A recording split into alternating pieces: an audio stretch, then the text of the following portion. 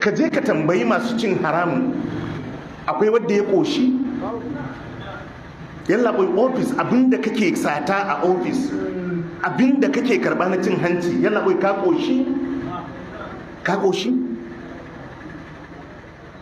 Me tara mutane ya kama ya karbi kuɗi, ka ƙoshi? Abun ya ishe ka? Wahalar banza za ka yi ta yi. Wannan dukiya in shekaranka 40 a ofis kana sata, wallahi ba za ka ƙoshi ba, don zalunci ruwan gishiri ne, kana sha kana ƙara jin kishi. Wannan sabon Allah da kake yi ba ƙoshi za ka yi ba. Waye saboda harkan bin mata ya ƙoshi? Ya ishe ka? Sau nawa ka yi? Yanzu da ka yin kaji ya isa? Har ka bar duniya ba isan ka zai yi ba.